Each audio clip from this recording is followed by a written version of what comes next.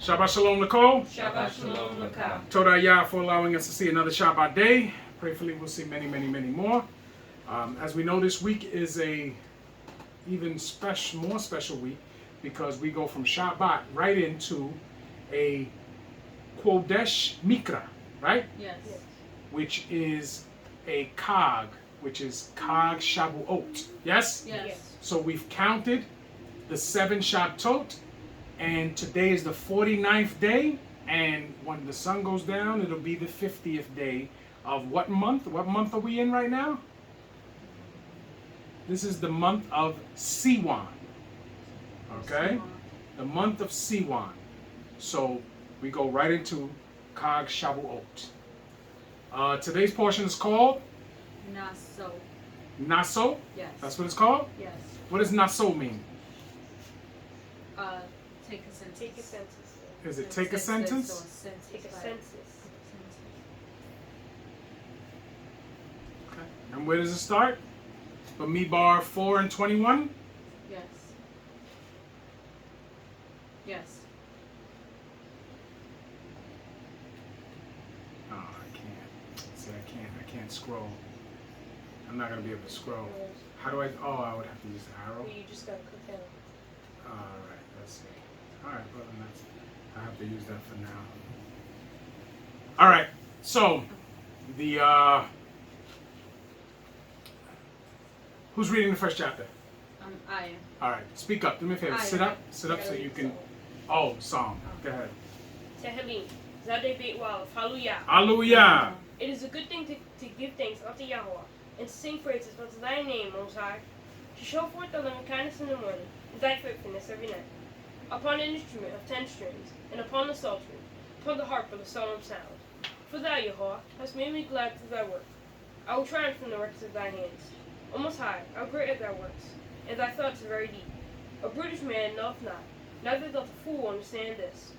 When the wicked spring as the grass, and when all the workers of iniquity do flourish, it is that they should be destroyed forever.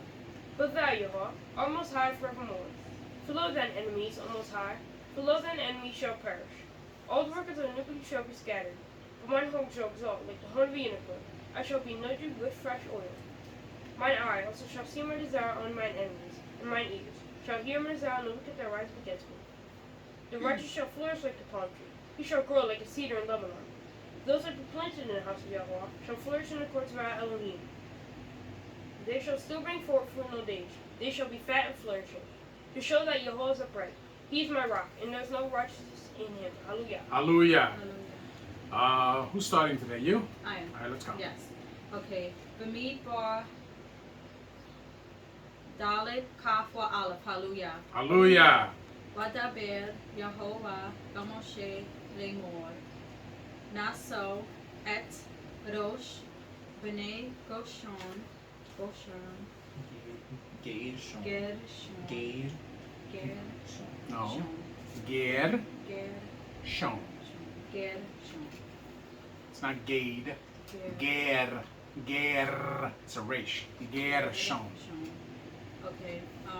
Gam. Ham. Libate. Haim. Haim. Okay. Haim. Libate. What is it? Libate. No, what is it? What is it? Libate. Libate. Libate. Obatam. What is it? Abatam. What is it? Abatam. No, what is it? You, Abotam. I don't know why. Why do you slip back into those bad habits? Why can't the nikud, why can't you remember the nikud, the vowel sounds? That's the part that you need to practice on. If you're not practicing on it, you're going to keep doing this. Abotam. No, it isn't. Yes. Go ahead. Lamish. Pikotam. Mibain. Shiloshim. Shana. Wa Mala. Ad. Bain. Ben. Kamishim.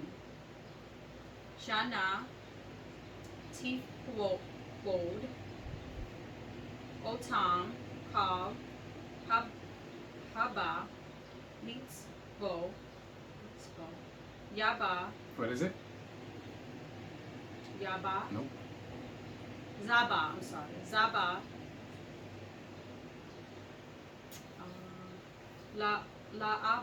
Laabod. Mm-hmm.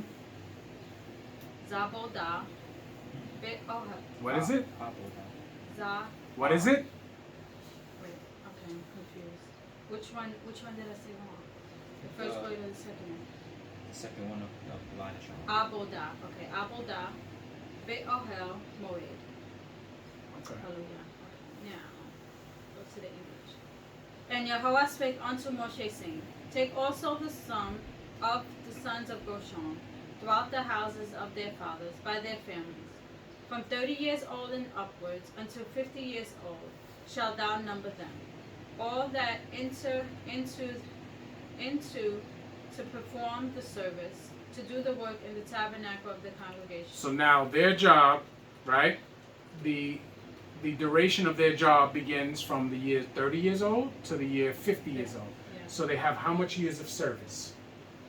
20 years. Okay. Some sheet. Okay, 24. This is the service of the families of the Gershonim, to serve and for burdens. And they shall bear the curtains of the tabernacle, and the tabernacle of the congregation, his covering, and the covering of badger skin. That is a. Now we know that it's not badger skin, right? Right. So we're not going to say badger skin anymore. What does it say in Hebrew?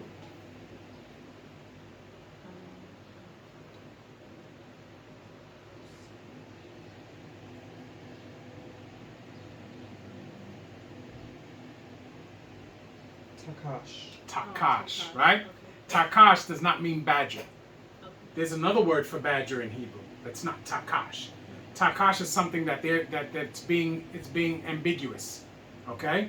But we know that through process of elimination, that it would have to be one, it have to be a clean animal, and two, it would have to be an animal that can yield enough skin that it can drape the tabernacle. So through process of elimination, we come out with giraffe, right? So from now on, when you see badger skin, you say takash. Okay? Tamshi. And the covering of takash skins, that is above it, and the hanging for the door of the tabernacle of the congregation, and the hanging of the court, and the hanging for the door of the gate of the court, which is by the tabernacle, and by the altar round about, and their cords and their instruments of their service, and all that is made for them, so shall they serve. At the appointment of Aharon and his sons shall be all the service of the sons of the Gershonim, in all their burdens and in all their service, and ye shall appoint unto them in charge all their burdens. This is the service of the families of sons of Gershon, in the tabernacle of the congregation. And their charge shall be under the hand of Ithamar, the son of Aharon the Kohen. As for the sons of Merari, thou shalt number them after their families by the house of their fathers. From 30 years old and upward, even unto 50 years, shalt thou number them. Every one that entereth into the service to do the work of the tabernacle of the congregation. And So again, also that line of Lewi is also 20-year service, from 30 to 50, right? Right. Now, from 20, which is a man that can go to war, right? Which is also a man that I've come to understand is when you can actually offer your own offering from your free will, right? Right. So essentially, from 20 to 30 is when these men would begin their families, right? And from 30 to 50, they have to rotate, because remember, they have to be clean when they're in there. So there's so many of them that they're rotating. Maybe this month, this bunch of men are going to be able to be with their wives and this and that, and then they rotate. You understand what I'm saying? Because you can't go at your wife and then go do the service of Yah. You understand? So they had to have had a system that they would rotate, enough men would be in there to do the service that would not have come to their wives. You understand? And then they would shift. You understand? So, but the bulk of what they were doing The having the children and all that stuff probably took place between 20 and 30, and then after 50. You understand? But it can still happen within the time of service because there's enough of them that they can rotate who's going to be in there actually doing the services week by week. You understand? There's ways you can do things. Time sheet. 31. And this is the charge of their burdens, according to all their service in the tabernacle of the congregation. The boards of the tabernacle, and the bars thereof, and the pillars thereof, and sockets thereof, and the pillars of the court round about, and their sockets, and their pins, and their cords, with all their instruments, and with all their service. And by name ye shall reckon the instruments of the charge of their burden. This is the service of the families of the sons of Merari, according to all the service in the tabernacle of the congregation, under the hand of Ithamar the son of Aharon the Kohen. And Moshe and Aharon, the chief of the congregation, numbered the sons of the Kohathi, after their families, and after the house of their fathers, from 30 years old and upward, even unto 50 years old. Every one that entereth into the service for the work in the tabernacle of the congregation, and those that were numbered of them by the families were 2,750. These were there. So think about, that's 2,750 of just from Kohath. Okay? That's a lot of people. They don't all have to be in there at the same time. If it takes 50 of them, then they can rotate. You understand? No. They don't all have to be in there at the same time. Tamshi. 37. These were they that were numbered of the families of the Kohathi, all that might do the service in the tabernacle of the congregation, which Moshe and Aharon did, according to the commandment of Yah by the hand of Moshe. And that's just one of those sons. Mm-hmm. Now, hypothetically, if they all have 2,700, you understand? Mm-hmm. Because remember, the ones that come from the line of where Aharon and them come from, there's only 5 of them doing that, but 2 of them are dead, right? Mm-hmm. So it was only 5. It was Aharon and his sons. So now there's only 3, and they're performing all of that. You understand what I'm saying? Right. See, it's different for them because they have less people. It's just 3 of them. Now, as we know, Aharon is an old man right now. He's already in his, in his 70s right now. So he's not handling the day-to-day stuff. He's not. Eleazar is handling the day-to-day stuff, right?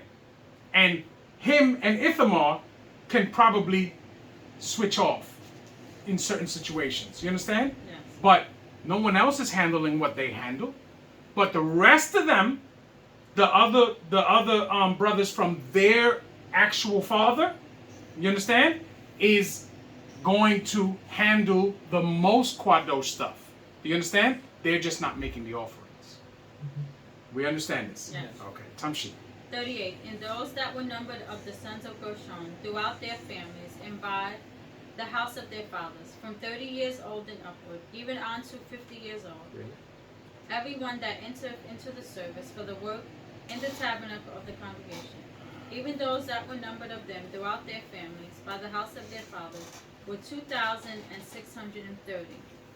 These are they that were numbered of the families of the sons of Gershon, of all that might do the service in the tabernacle of the congregation, whom Moshe and Aharon did number according to the commandment of Yah. And those that were numbered of the families of the sons of Merari, throughout their families, by the house of their fathers, from 30 years old and upward, even unto 50 years old, every one that entereth into the service for the work in the tabernacle of the congregation. Even those that were numbered of them after their families were 3,200. These be those that were numbered of the families of the sons of Merari, of whom Moshe and Aharon numbered, according to the word of Yah by the hand of Moshe. All that were numbered of the Leviim, whom Moshe and Aharon and the chief of Yisrael numbered, after their families and after the house of their fathers, from 30 years old and upward, even unto 50 years old, everyone that came to do the service of the ministry, and the service of the burden in the tabernacle of the congregation. Even those that were numbered of them were 8,504 score. 8,500. That's a lot of people. You understand? So now, granted, there's a lot of stuff to do. But even if you took half of them, and they could probably do it with the half, and then the other half, and they can rotate. You understand? Mm-hmm. So there was always an opportunity there. Right. So we see the service of the Lewi'im is 20 years, right? Yeah. But what's the service of the Kohen Hagadol? Forever. He's forever, right? Until he dies. Right. But his active service, which means that he's actually handling certain offerings, It's from 25. it's from 25 to it's from 25 to 50, right? Yeah, so it is 25 years. Okay? I thought it was forever.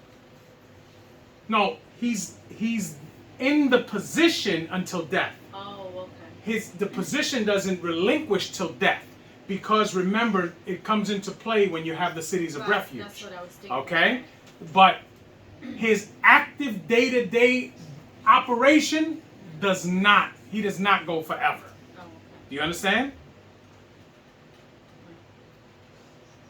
You finished? No. 49.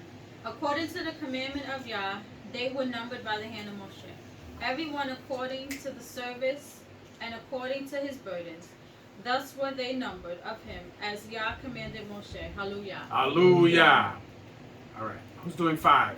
I am. You are? Yes. You're going to read loudly Yes. and clear? Yes. Appreciate you. Bamidbar Hey wa Aleph. Hallelujah. Hallelujah. Wa David Yahuwah El Moshe Limon Sao Et B'nai Yishmael Washal Ku What is it? Ku But what's the first part of the word? We shall Right. We shall. mean Hameken Ha Make Hamaka Ne Call Hamachane. I can't do that. Okay, well then, Hamachane. Call Sa Ru'a What is it? Sa Ru'a What does it say? Pronounce it? Sa like the Sa No, you don't stop there. It's Zar U-A. No, yeah, she said it. It's Za'ru'a, because that's a Zadeh. It's a TZ sound. No, I understand that, but it doesn't stop there. The sound doesn't stop there. There's no shawah to stop that. She has to read it all the way through. You understand? Put it all together. Yeah, it's Za'ru'a. That's what she said. It wouldn't be Zar-Ua? No, because they're Zar. Why would it be Zar?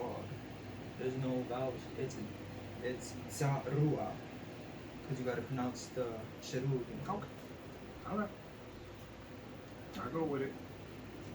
We call Zab We call Tame Lana Hesh Mizakad Ad Nipeba Speak up, Lord. Oh no, Nikwada, sorry. Nikwe. Nikweba. Sorry. Ba. Nikweba. Nikweba. What does Nikweba mean?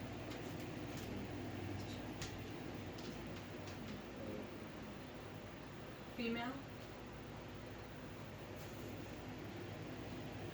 There you go. Because what's the word for women? Nashi. Nashim. Okay. Tisha Leku El Mikutz Lama Kane Tishal Kumi Kum. Not Kum, Just Kum. Kum Willow Ge Tamu Et Makanehem Asher Ani Shokain, Bitokan. Hallelujah. Hallelujah. Hallelujah. Speak up, okay? Okay. And Yah spake unto Moshe, saying, Command Bnei Israel that they put out of the camp every leper, and everyone that hath an issue, and whosoever is defiled by the dead. Okay, so now there's a separation between the clean and the unclean. Do you understand? Yeah. And they can't be in the camp because they may possibly contaminate someone else who has to do something before the Most High. Yes? Right, yes. So we have growing up in this walk, I used to go, and you guys when you were young, so you don't remember, we used to go into the congregations, right? Right. On the Shabbat day. And the men that would go on the bima to read the portion and to teach the portion would not touch anybody.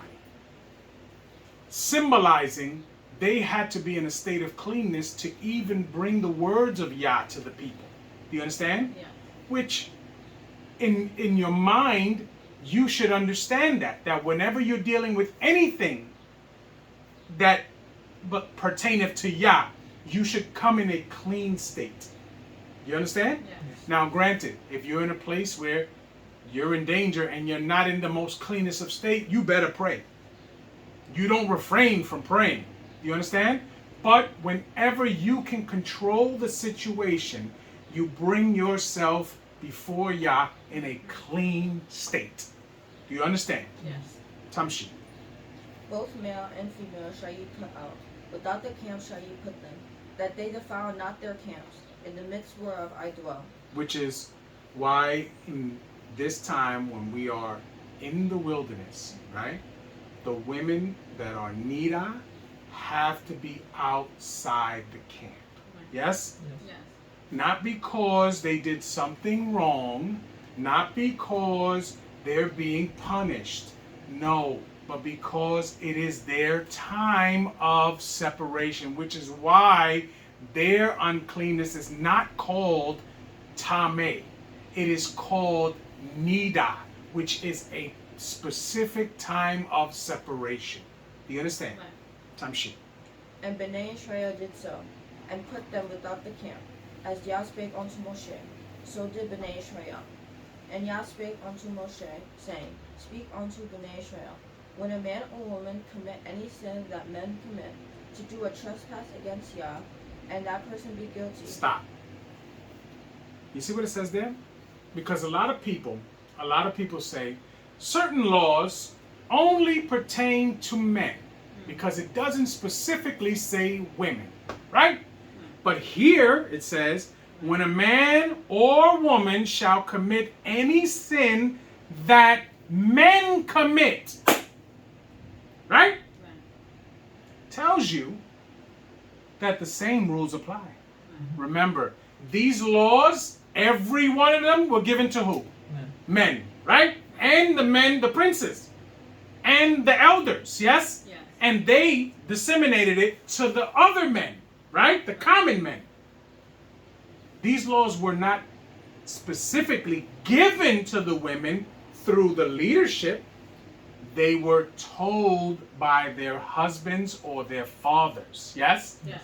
But even the laws that are specific to women, like when they are in their time of separation, when they have given birth, when they make a vow in the house of their father or in the house of their husband, right? These laws were not given to them directly from Moshe. They were given to them from the men that they were under the authority of at that moment. Yes? Yes. So clearly, these laws pertain to everyone, right? Yes. And here we get understanding that it says, if a man or woman shall commit any sin that men commit. Yes? Yes. So clearly, a woman is in violation if she breaks any of these laws. Yes? Tamshi. 7. Then they shall confess their sin which they have done, and he shall recompense his trespass with the principal thereof, and add unto it the fifth part thereof, and give it unto him against whom he hath trespassed. But if the man have no kinsman to recompense the trespass unto, let the trespass be recompensed unto Yah, even the Kohen, beside the ram of atonement, whereby an atonement shall be made for him. And every offering of the quartos things of Bnei Israel, which they bring unto the Kohen, shall be his. And every man's quartos thing shall be his. Whatsoever any man giveth the Kohen, it shall be his. And Yah spake unto Moshe, saying, Speak unto Bnei Israel, and say unto them, If any man's wife go aside and commit a trespass against him, and a man lie with her carnally, and it be hid from the eyes of her husband, and be kept closed, and she be defiled, and there be no witness against her, neither she be taken with the manner. Right, so now, this is telling you if a woman commits adultery, and her man and her husband does not know, right? It was a secret, which is many of the cases, that it is a secret, and there were no witnesses that caught her in the act, right? So she's keeping a lie, and she's going back to her husband, right? And then it tells you, and she be not taken with the manner, which means she wasn't forced. Oh, okay. She was complicit. She was complicit in this situation. This is what happens. Then the spirit of jealousy will come upon the man, right? The spirit of jealousy is given to him by Yah. Yes? Yes. Because he's going to question something. Tamshit. 14. And the spirit of jealousy come upon him, and he be jealous of his wife, and she be defiled. Or if the spirit of jealousy come upon him, and he be jealous of his wife, and she be not defiled. So now it's giving you both situations. His wife could be innocent, or his wife could be guilty. But if the spirit of jealousy comes upon him, he has the right to do what he's going to do. So it does not matter. Do you understand? Yeah. When he gets finished doing what he does here, either she's going to be innocent or she's going to be guilty. Nothing is going to be done to him. Do you understand? Tamshi. 15. Then shall Because the man bring... jealousy is not unrighteous. Right? We talk about this all the time. There's a difference between jealousy and envy. Jealousy is a sense of possession. A man, his wife is his possession. Do you understand? Yes. He does not want anybody dealing with his wife. Do you understand? Envy is something different. Envy is the equivalent to covetousness. There's a difference. Because even the Most High says he's a jealous Elohim. Yes? Because he's jealous for his possession. His peculiar treasure, which is Yisrael. Yes? Tamshi.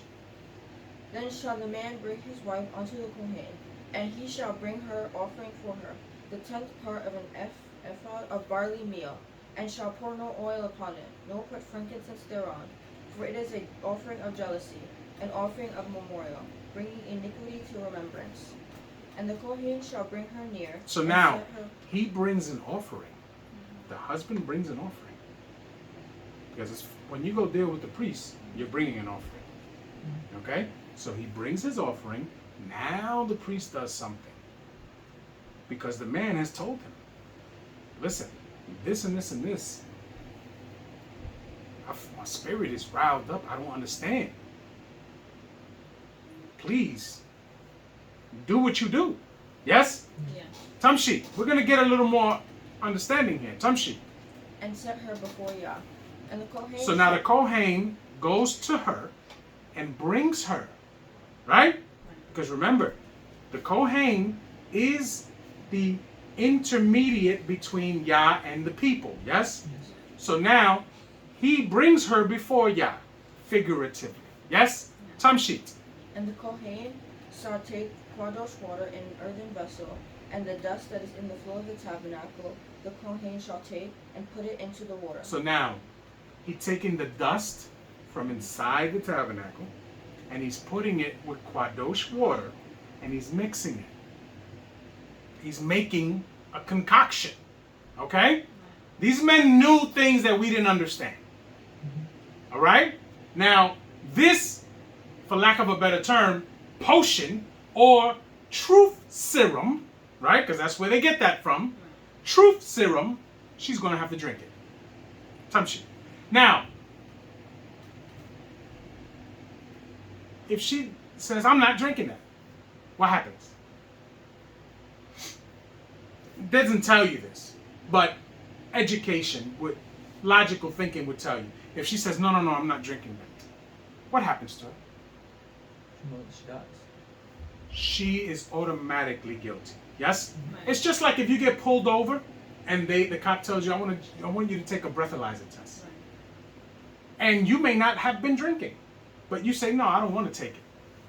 They automatically arrest you, and you're automatically guilty because you denied taking the breathalyzer test. Now, you may not have had anything to drink before you got in that car, but because you told them no, you automatically fall on the side of guilt. And they can arrest you and take you to jail for driving under the influence. Yes? 18. And the Kohen shall set the woman before Yah, and uncover the woman's head, and put the offering of memorial in her hands, which is the jealousy offering. And the Kohen shall have in his hand the bitter water that causeth the curse. So now, her head is uncovered. He puts the offering that her husband brought in her hand, and she is placed, I'm assuming, before the altar. Yes? And she is made to drink the bitter water. Right? And the Kohen shall charge her by an oath, and shall say unto the woman, If no man have lied with thee, and if thou hast not gone aside to uncleanness with another instead of thy husband, but thou be thou free from this bitter water that causeth the curse. Stop. So now, what's the curse? What's the word that he uses for curse in Hebrew?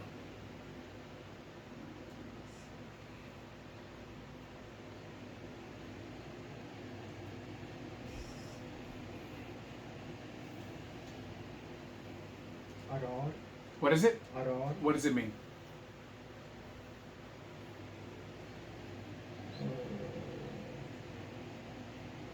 It just says to curse, to curse, to be cursed, lay under a curse. Where else is it used in the Tanakh? I don't know how to get that. Just go scroll down. It'll show you all the places that it's used.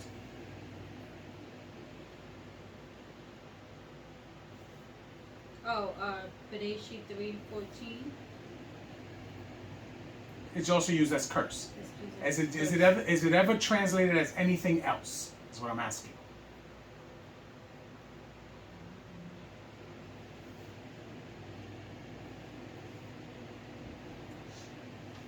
I don't see it. No?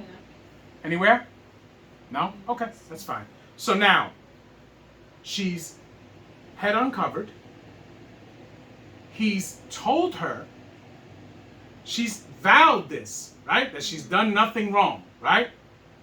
And she's made to drink the bitter water, yes? Right. And if she is lying, then the curse is going to come upon her. What is the curse?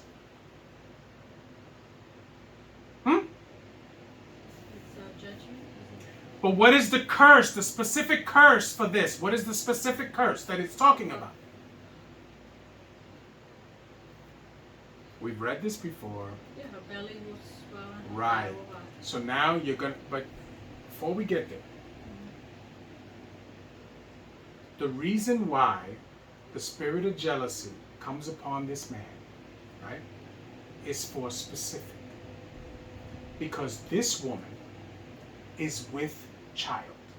Do you understand? Mm-hmm. This woman is having a child. They don't have paternity tests. Do you understand? Right. So this woman, the question is, whose child is this? And if the bitter herb turns into a curse in her, means that she has transgressed or committed adultery against her husband. The curse that it's talking about there is that the child that is within that woman will die. Do Do you understand? And that's going to be the proof that she has committed adultery. And if that happens, what happens to the woman? She's guilty. She She dies. she dies. She doesn't live from that. Do you understand? She does not live from that. Time sheet. Wait, can I say something? Yes, you can. Like I know I know how it's supposed to go and everything, but like, isn't it like that's like sad for the child, because it wasn't the child's fault that she, if she had committed adultery and she was pregnant with another man's child, but like, isn't it sad, like, isn't that a bad thing for the child? Let me ask you a question. If that child is allowed to be born, which happens a lot, right? And he grows up in that time, and they all know that he's a child of an adulterer, an adulteress and an adulterer, how do you think that child's life is going to be? Hmm? Do you understand what I'm saying? So I get your point, but we're dealing with not having uncleanness in B'nai Yisrael. And that's filth. Adultery leads to filth. If you don't get rid of all of that, then there's cancer in B'nai Yisrael. Tamshit. 20. But if thou hast gone aside to another instead of thy husband, and if thou be defiled, and some man have lain with thee beside thy husband, then the Kohen shall charge the woman with an oath of cursing, and the Kohen shall say unto the woman, Yah make thee a curse and an oath among thy people, when Yah doth make thy thigh to rot and thy belly to swell.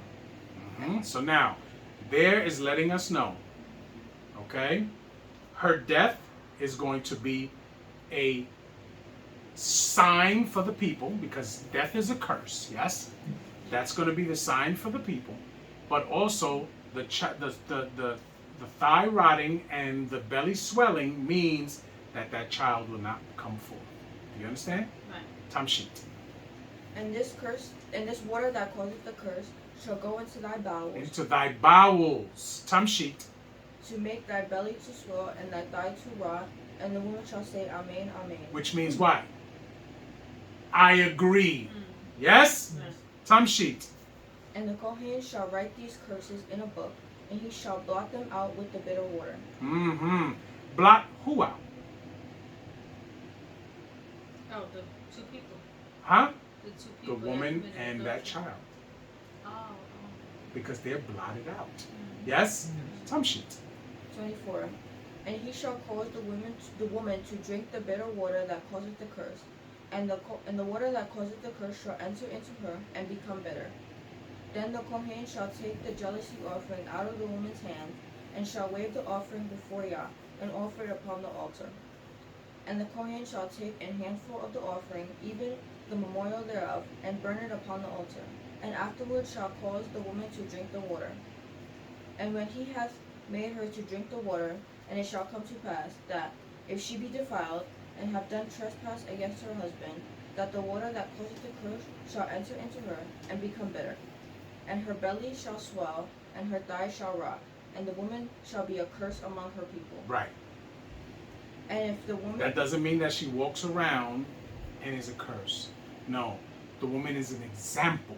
She's made an example of, but she dies. Do you understand?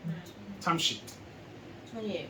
And if the woman be not defiled, but be clean, then she shall be free, and shall conceive seed. And shall conceive seed. Do you understand? Right. She can go on from her life, and she can bring forth children, and the child that's in her belongs to her husband, and everything is good. Do you understand? Yes. Tamshit. 29. This is the law of jealousies, when a wife goeth aside to another instead of her husband, and is defiled. Or when the spirit of jealousy cometh upon him, and he be jealous over his wife, and shall set the woman before Yah, and the Kohen shall execute upon her all this law.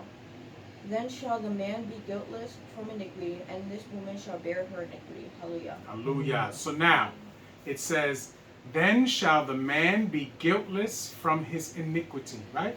What iniquity would he have?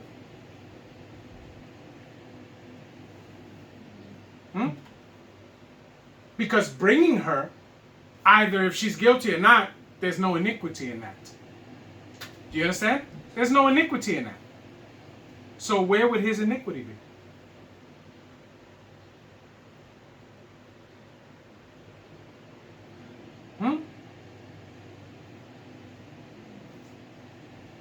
Had he not done this when the spirit of jealousy came upon him, and he kept moving with his wife day to day like if it was nothing, that would have been iniquity. Do you understand? Can I ask a question? Of course you can ask a question. When you say that, I know this. When I say or when yeah. the scriptures say? Because I remember, I thought you said that when, this is you, when the spirit of jealousy comes upon a man, that means that the wife had to have done something. But if, like, why does the spirit of jealousy come upon it if the wife is innocent? I don't think I've ever said that it has to be that she's guilty. But the spirit of jealousy can come upon a man at, remember, this is being specific if she laid with somebody, right? Mm-hmm. What if his wife is just very flirtatious? And he saw something, maybe she looked at somebody a certain way, or maybe she started to act a little bit differently. The spirit of jealousy can come upon a man at any time. Because remember, he still looks at that woman as his. You understand? So we're going to use modern day times. If a man has a wife and she was always respectful to him, right? And dressed modestly so that she can be out when she's outside. She's not trying to cause attention and bring attention to herself because she knows that the attention that she's supposed to be seeking is only from her husband, right? Now, what happens 6 months later when she starts to change how she dresses? And now, instead of being covered and modest, she's very revealing. Doesn't mean that she has committed adultery, because adultery means that she has to lay with another man. But there's definitely something unclean going on, some ervat, yes?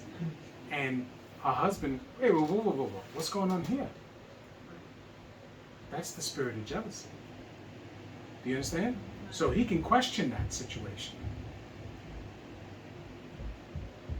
So the fact that a man is jealous over his wife is not a wicked feeling. It's not a wicked feeling. Because his wife belongeth to him. If we're talking spiritual, we're talking Torah based, right?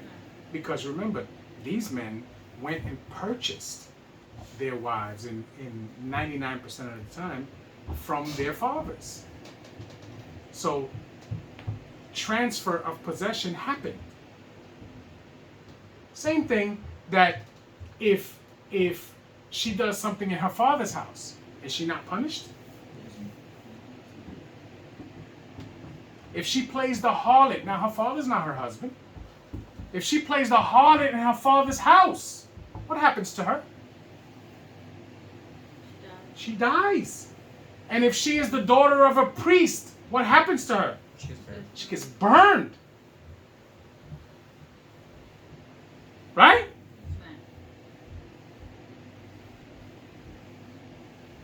Just like if a man committeth rape. What's his punishment? What is it? Death. Speak louder. Death.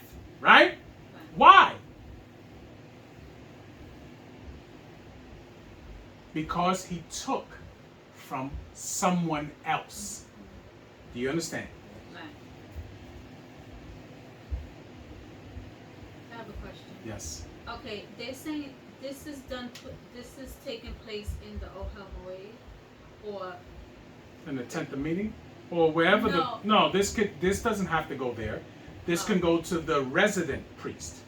oh, okay, Because you know every every territory had priests, right? When they split up the land, Right, no, I know that. every territory had the Kohen Right. that was going to handle what? The day-to-day stuff. Yes? Because No, you don't that's what go I to understand. Jerusalem for that. Right. So whoever is the resident Levite Oh, he's going to handle that situation. Right. No, I understand that, but I was just saying, like, so only you know how the Ohel Moray is real big and it has 3 different parts, right? Do they have that in every territory, or No. they just No. Okay. They have a place where the Levites see. live, and they'll have a certain spot closed off with the altar there that they're going to do the stuff. Because remember, the Ohel Moed, or in wherever Jerusalem was, they have a temple there. That's where you go 3 times a year. Okay, and that's where the Kohen Hagadol is living. Okay, but everywhere else, they're the Levites that live there in all those territories. Because if you're from the tribe of Ephraim, and you gotta say you get unclean because of the dead, right? You gotta bring your offering. You're gonna go all the way down to Jerusalem to do that? No, you're gonna go to the resident Levite and you're gonna bring it there. When a woman has a baby and she goes over, passes her 40 days for the boy and 80 days for the girl, she has to bring an offering, right? She's not gonna go all the way down to Jerusalem. She's gonna go to the neighborhood Levite. You understand? They handle that stuff. Day-to-day stuff. And even with every territory, there's one Levite that's in control of all the other Levites there. But he's not the Kohen Hagadol. Kohen Hagadol is one man who is in Jerusalem. And he can only be from the line of Aharon. Yes? Yes. Okay. Who's 6? I am. So let's go. Bamidbar. Wow Alf. Hallelujah. Hallelujah. Wadaber Yahweh El Moshe Lemor. Daber El Bnei Yisrael. We'amarta. Alehem.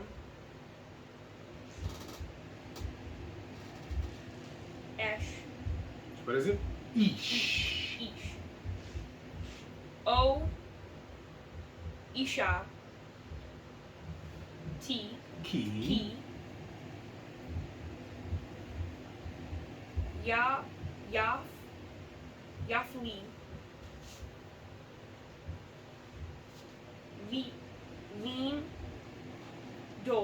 Lindor. Neder. Nazir. Mm-hmm.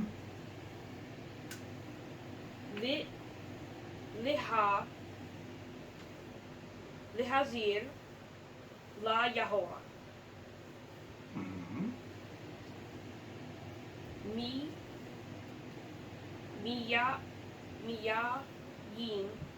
Miyayin. Mm-hmm. What's yayin? Wine. Wine. Tamshi. Or strong drink. Wine. Tamshi. Wishay Kod. Yazir. Mm-hmm. Kome. No. Chometz. Chometz. There you go. Yayin. Mm-hmm.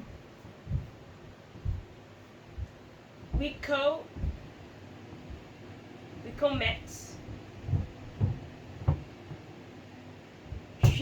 Shekar. Lo.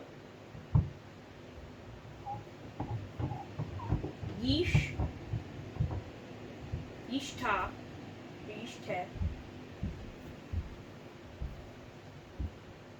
Recall. Mishrat.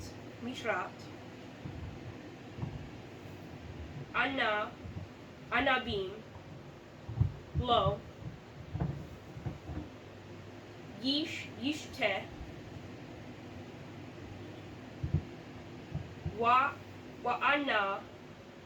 Wa'anabim. No. Yes. Wa'anabim. Wa'anabim. Lakim.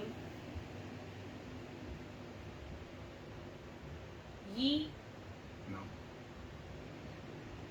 We. Oh. We bay. We bay sheem. Mm-hmm. Good. Lo. Yo kale. Good. Good. Good. I like it. Let's go. And Yah spake unto Moshe, saying, Speak unto Bnei Israel, and say unto them, When either man or woman shall separate themselves to vow a vow of a Natsari, separate themselves unto Yah. He shall separate himself from wine and strong drink, and shall drink no vinegar of wine, or vinegar of strong drink. Neither shall he drink any liquor of grapes, nor eat moist grapes or dry. So now, this is the vow of Nazarene. Yes? Yes. Where you can't cut your hair, you can't drink strong drink, you can't drink wine, you can't drink anything that's fermented. Yes? Yes. Because you have to be in a state of cleanness. Can anybody tell me who was under the vow of Nazarene? Shimshon. Shimshon. Yes? Yes. And when he ate the honeycomb out of the carcass of the lion, and then he didn't tell his parents, he had broken his vow. Yes? Yes. Yeah. Some shit. 4. All the days of his separation shall he not eat nothing that is made of the vine tree, or of the kernels of even to the husk. 5. All the days of the vow of his separation, there shall no razor come upon his head, until the day he fulfilleth, until the days be fulfilled. Phil. In the which he separateth himself unto Yah. He shall be Kwadosh, and shall let the locks of the hair of his head grow. Mm-hmm. All the days of his that he Separateth separateth himself. unto Yah, he shall come at no dead body. He shall not make himself unclean for his father, nor for his mother, nor for his brother, or for his sister, when they die, because the consecration of Yah is upon his head. No, of his Of Elohim. his Elohim is upon his head.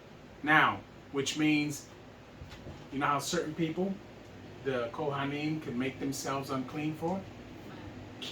Near kin, father, mother, brother, sister who is not married.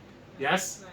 So, this man or woman cannot make himself or herself unclean at all for the dead. So, if their mother or father dies, someone else in that family has to prepare the body. They can't do it. Yes? Yes. Yes. Tamshi. 8. All the days of his separation he is Kwadosh unto Yah. And if any man die, even subtly by him, and he hath defiled the head of his consecration, then he shall shave his head in the day of his cleansing. On the 7th day shall he shave it. So now, he must go through the 7 days of purification. Now, say a man takes a vow of Nazarene, and by chance he's sitting next to somebody, and the person expires right there and keels over and falls on him. Now he's been touched by death, right? So now he's unclean. So now he has to go through the process. We know the process of the 7 days, right? Of the waters of purification. He must go through that process where on the 3rd day and on the 7th day he must be sprinkled with the waters of purification, right? Yes. And on the 7th day he has to shave all the hair from his body and start all over again. Yes? Because that was not his fault. Okay? Tamshi. 10. And on the 8th day he shall bring 2 turtles, or 2 young pigeons, to the Kohen, to the door of the tabernacle of the congregation. And the Kohen shall offer the one for a katak offering, and the other for an olah offering, to make an atonement for him, for that he sinned by the dead. And shall hallow his head the same day. Make him Kwadosh.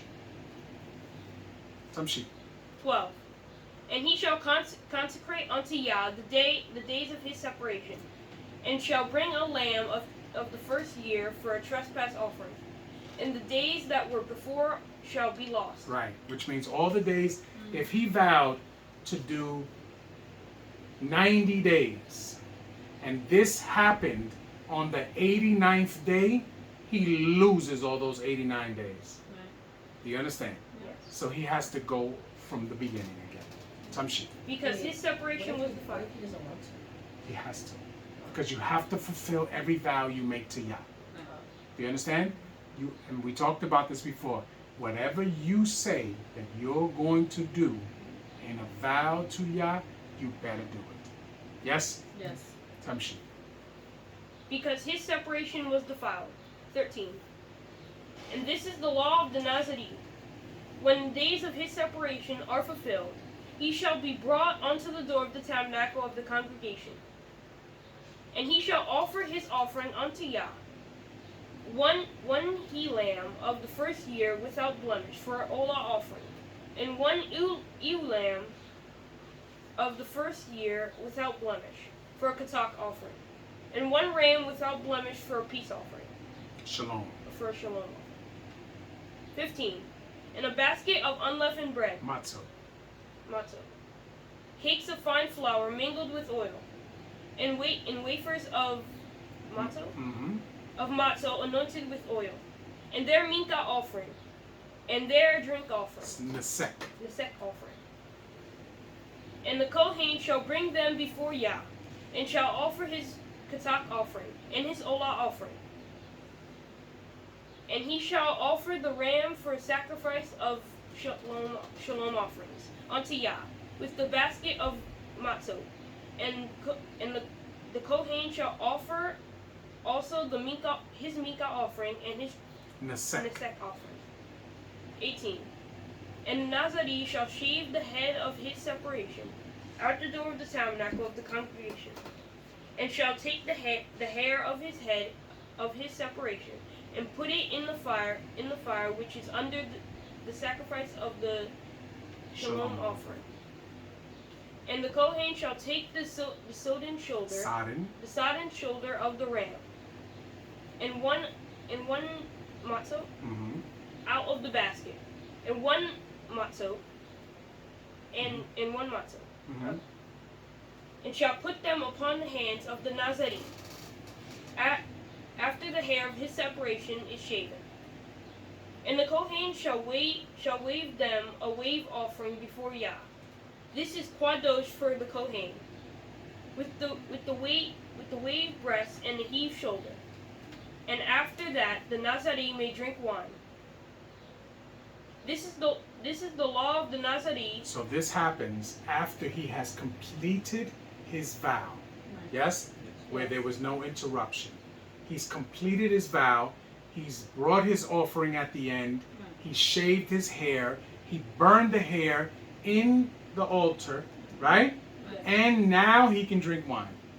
Yes? Yes. Tamshi. 21. This is the law of the Nazarene who hath vowed, and of his offering unto Yah for his separation.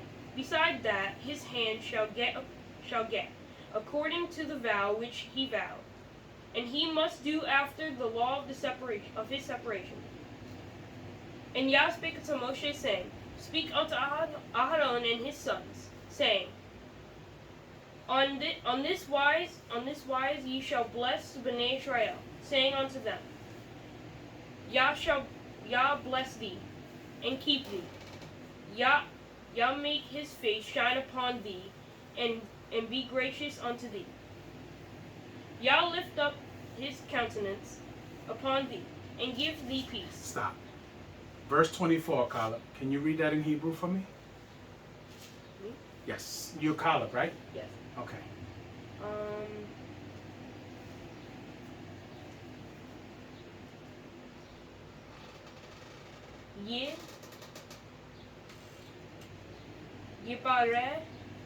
Yibarek da No, Ka. ka Say it together. Yibarek ka What is it? Say it again. Yibarek You're saying it right. Just say it again. I want you to say it together. Yibarek ka Yevareka. ka Yibarek ka Yahweh. Wait. Wayish Mereka? So now you know where we get it from, right? Yes. Okay. Tamshi. You're on 27. 27. And they shall put my name upon Bnei Israel, and I will bless them. Hallelujah. Hallelujah.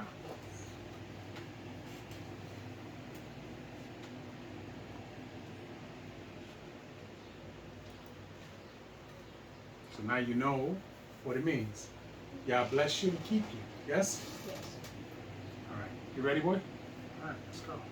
It's a long chapter. We got 89 verses. Let's get it. You're going to do what? I'll split it if you want. He can't read 89 No, I'm verses? asking. I'm just asking. If you want, I'll split it. What is this chapter about? Did you guys read it?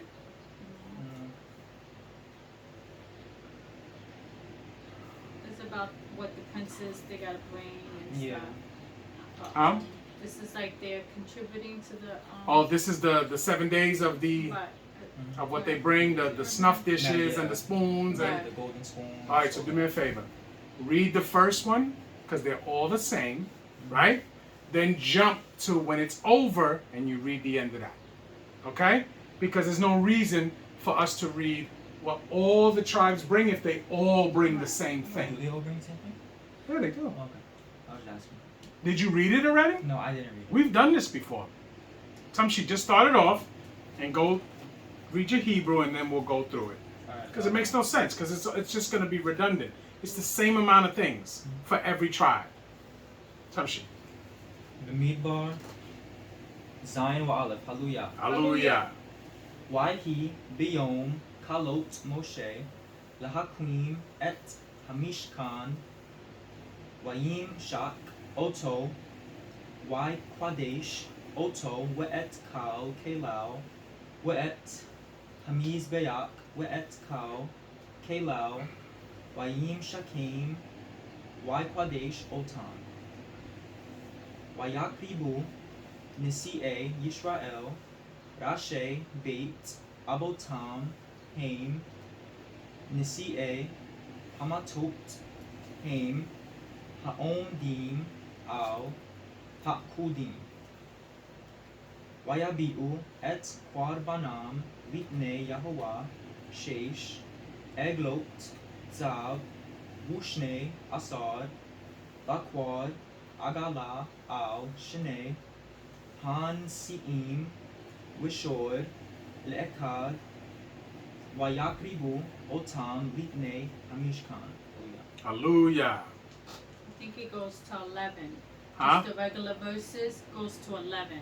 Then all that with the offerings start at 12.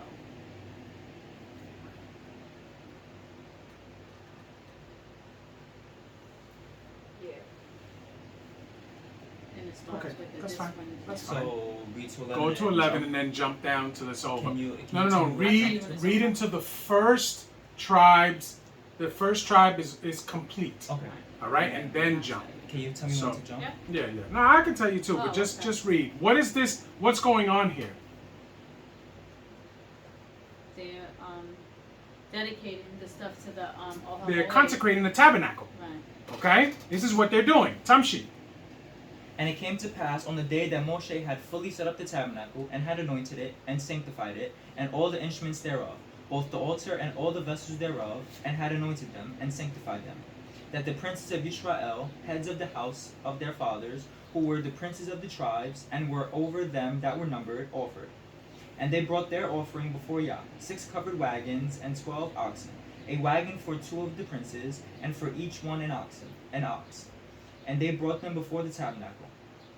And Yah spake unto Moshe, saying, Take it of them, that they may be to do the service of the tabernacle of the congregation, and thou shalt give them unto the Leviim, to every man according to his service.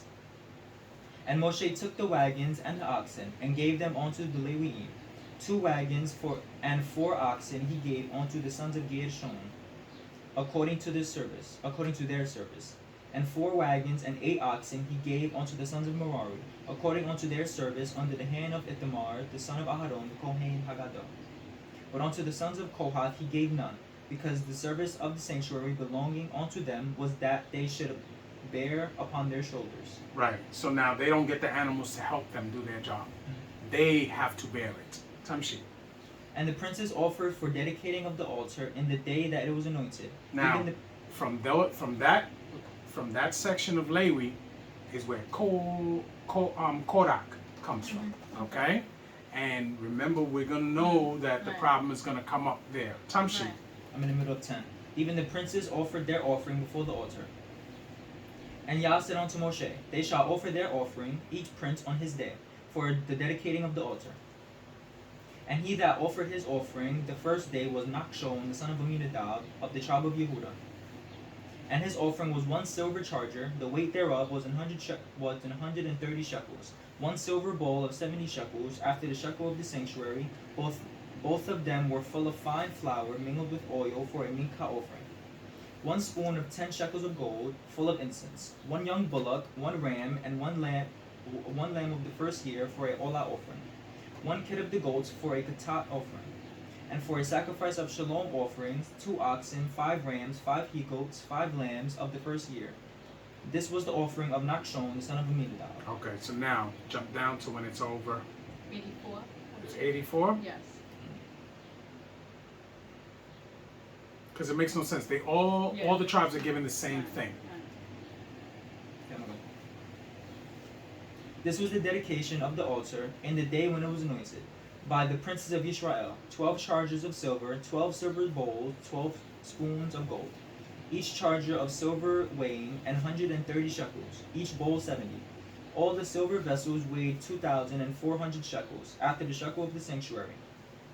The golden spoons were 12, full of incense, weighing 10 shekels apiece, after the shekel of the sanctuary. All the gold of the spoons was 120 shekels.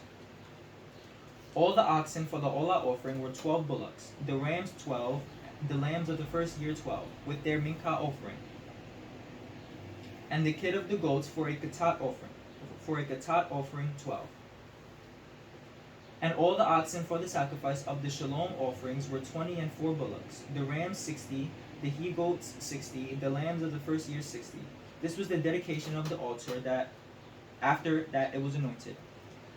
And when Moshe was gone into the tabernacle of the congregation to speak with him, then he heard the voice of one speaking unto him from off the covering that was upon the ark of the testimony, from between the 2 cherubim, and he spake unto him. Hallelujah. Hallelujah. So now, that's where he hears the voice of Yah. Yes? Yes. Yes. From between the cherubim, okay, on top of the Ark of the Covenant, okay? Next week, we will hear what's being said, if I'm not mistaken, right? Yep, and Yah spake unto Moshe, saying, speak unto Aharon, and this is where it talks about the lighting of the lamps. Any questions in this? No? No. So you understand why we jumped? Because it would have just redundant. Every tribe is bringing the same thing. So we read what the first tribe brought. That tells us what every other tribe brought. Numbers, Bamidbar chapter 7 is telling us about the dedication of the Ohel Moed. Yes? Yes. Anything else? No? Yoel, can you tell me the sons of Shem that go to... Give me the son of Shem that we come from.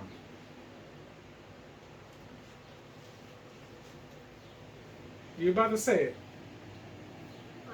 A Foxide.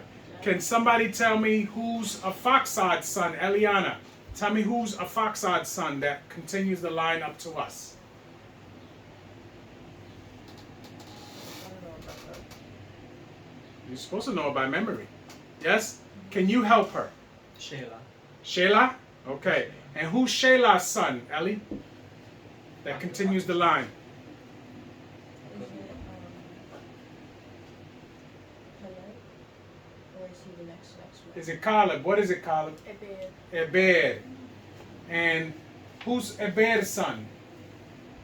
You asking everybody? You. Peleg. Peleg. And who's Peleg's son? Nahor. No, Sherug. No, it's No, it's Ru. It's Reu, right? Reu. And then Sherug. Then Sherug. And then Nahor. Nahor. and then Terach, and then Abraham, and then Yitzchak, and then Yaakov, and then Yisrael. Yes? Yep. So it is Shem, Afaksad, Shelah, Eber, Peleg, Reu, Sherug, Nahor, Terach, Abraham, Yitzchak, Yaakov, and Yisrael. All right? All right, with that being said, we're going to take a break.